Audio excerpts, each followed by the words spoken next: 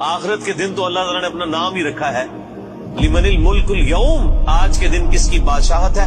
للہ الواحد القہار، اس اکیلے قہار کی بادشاہت۔ اللہ نے قیامت کے دن اپنا نام غفور الرحیم نہیں رکھا ہوا، قہار رکھا ہوا، چھایا ہوا سب پر۔ اور ظاہر حقیقت ہے کہ ہزاروں سال کی انسانی تاریخ میں اللہ تعالیٰ نے صبر فرمایا ہے۔ بخاری مسلم کی حدیث ہے کہ اللہ تعالیٰ سے بڑھ کر کوئی صبر کرنے والا نہیں ہے۔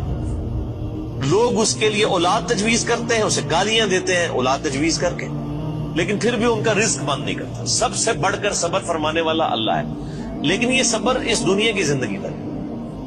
آخرت کی زندگی میں اللہ تعالیٰ نے پھر کسی کا لحاظ نہیں کرنا، حق کا وہ تو پھر واضح آ گیا، وَمَن يَعْمَلْ مِثْقَالَ ذَرَّةٍ خَيْرًا يَرَهُ وَمَن يَعْمَلْ مِثْقَالَ ذَرَّةٍ شَرًّا يَرَهُ۔ جس نے ذرے کے برابر بھی نیکی کی ہوگی وہ بھی پیش کر دی جائے گی، اس کے سامنے رکھ دی جائے گی، اور جس نے ذرے کے برابر گناہ بھی کیا ہوگا وہ بھی سامنے رکھ دیا جائے گا۔